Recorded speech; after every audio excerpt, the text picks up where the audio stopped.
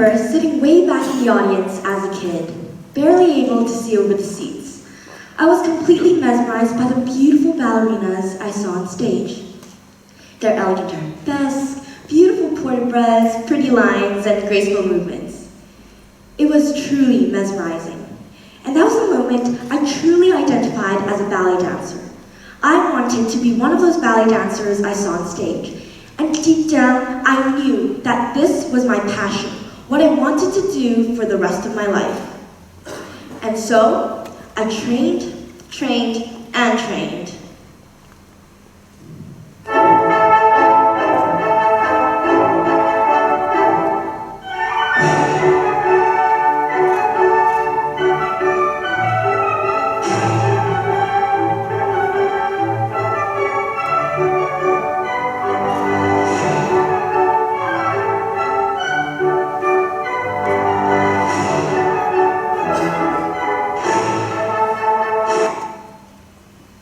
Now, the video you just saw was my first ever solo ballet competition on stage.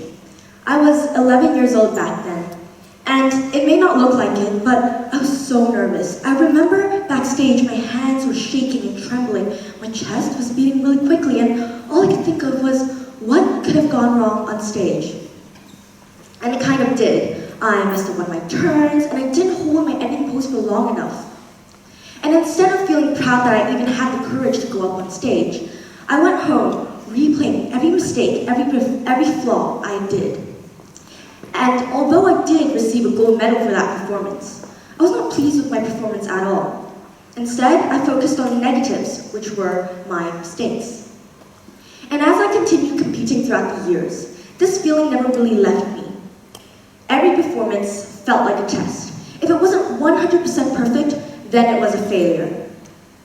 I stopped seeing dancing as a form of expression. Instead, it felt like a harsh self-judgment of my worth. But let's get this straight. This pressure is not unique to ballet. How many of you have felt that relentless whisper inside your head telling you that you're just not good enough, not smart enough, not pretty enough, not gifted enough, not perfect enough? The deliberating effects of perfectionism extend into academics, where students face unyielding expectations to achieve perfect grades across all subjects, like achieving all sevens, all while trying to balance a balanced life. In sports, athletes are constantly pushed to outperform themselves, risking injury and burnout. And socially, there's this immense weight of pressure to present a flawless image online and in person, to always fit in and measure up. Society's message is clear. Be perfect in every role, or risk being seen as a failure. Now, perfection is often sold to us as this golden ticket to success, happiness, and acceptance. But how easily can the pursuit of perfection be warped up by the toxicity of perfectionism? Many young students and young people experience this immense weight of expectations, feeling isolated and burned out. This widespread pressure not only isolates us from each other, but makes it hard to reach out for support or to simply be kind to oneself. Tonight, I want to convince you that perfection is not equivalent to worth or success. What if perfection is not the end goal? What if true value comes from letting go? Letting go of the need to be flawless. And what if true success comes from embracing our authentic selves, flaws included? Now, I can hear some of you saying to yourselves, but what if I start regressing because I'm not chasing perfection anymore? Let me make a point clear. Embracing imperfections and breaking free from perfectionism does not mean that we lower our standards for ourselves or simply have no standards at all. There's a clear fine line between holding high, healthy standards for ourselves and falling into the trap of perfection. It's about valuing effort over flawlessness and trusting that real growth comes from persistence, not perfection. So, what are we to do? While the problems of perfectionism are contemporary, it can still be solved by old age solutions. Looking to Confucianism, can give us an appropriate place to start. Now, take a look at the screen. This is the concept of Ren, a core teaching in Confucius. It's often translated as beloveds and humanness, but at its core, Ren is about kindness, compassion, and genuine connections with others. But what makes it stand out is its nature on human nature. Ren, instead of asking us to be perfect, Ren encourages us to accept our authentic selves and improve through sincere efforts. Now, what do I mean by sincere efforts? I mean heartfelt actions towards self-improvement. It's about a lifelong journey of becoming a better version of yourself, not despite of your imperfections, but alongside them. So how do we exactly embody Ren? Well, we must break free. We must break free from the harsh grip of perfectionism. Instead, Ren invites us to embrace those imperfections and recognize them as natural steps towards becoming a better self. Now, I want you to choose 3 adjectives to describe these 2 images. Now, some of you may say beautiful, exquisite, elegant. Well, this is Kintsugi, the Japanese art of repairing broken pottery with fine gold. Instead of hiding these cracks, Kintsugi highlights them with gold, turning it into the most beautiful and unique part of the art piece. So why did I exactly bring this example up? Well, Kintsugi teaches us that imperfections can serve as a source of true beauty. I mean, just take a look at these images. Likewise, we're not whole, smooth, and perfect. We have cracks from mistakes, pressures, flaws, and times when we feel like we're not good enough. Now, perfectionism will tell us to cover those cracks, to pretend they're not there, and see them as insecurities, but Kintsugi highlights them. So when you mess up a performance, but get back up and try hard, that's the gold filling in the crack.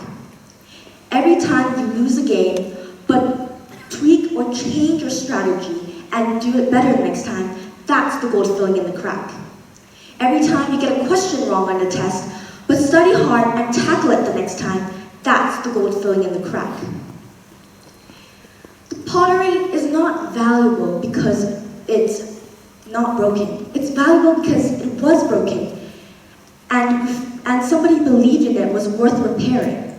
Likewise, we're not valuable because we're perfect or we seem perfect. We're valuable because we keep showing up, trying hard, and keep improving ourselves.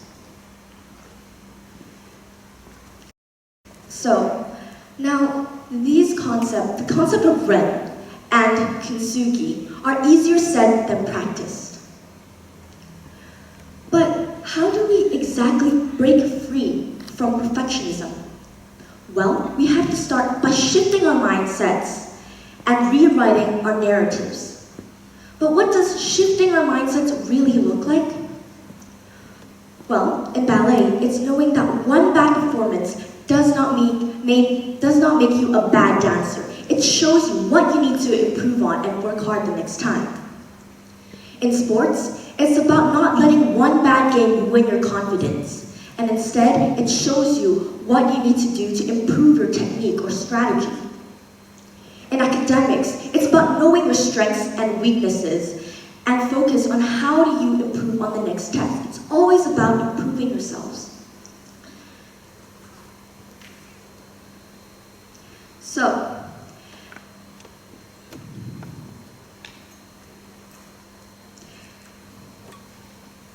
to be seduced by the lie of perfectionism is to negate what it means to be human. The truth is, us humans, we aren't robots. We can't be 100% perfect all the time, and expecting 100% perfection is not only unrealistic, but also sets us up to fail. It's like running to a wall repeatedly. And that's why shifting our mindsets is so important. It's the shift to be real with ourselves, to accept and recognize our flaws or imperfection, and to move on and grow despite it, with it.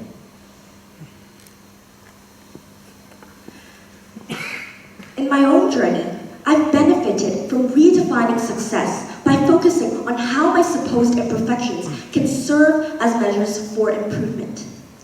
For example, I still don't have that perfect 180-degree turnout, but by embracing the concept of Ren and Kintsugi, a more humane perspective on progress and embracing my imperfections, I can see that my turnout was better than what it was a year ago. And that's the true definition of becoming a better version of yourself, seeing progress as a form of improvement. Improvement over perfection. So before you leave this hall, here's a little challenge for you when you want to achieve your better self. Here are 2 things you can do starting tomorrow or today. 1, when you catch yourself not meeting your ideal, pause and reflect. Look honestly at where you can improve to become your better self. For example, look at your flaws or mistakes that you've done on your test or in your performances. Identify them and analyze how you can make it better. And 2, celebrate and acknowledge any small or big progress that you've made, even if it seems imperfect or not up to that level yet. Because even small progresses is a step towards your better self. And as for myself,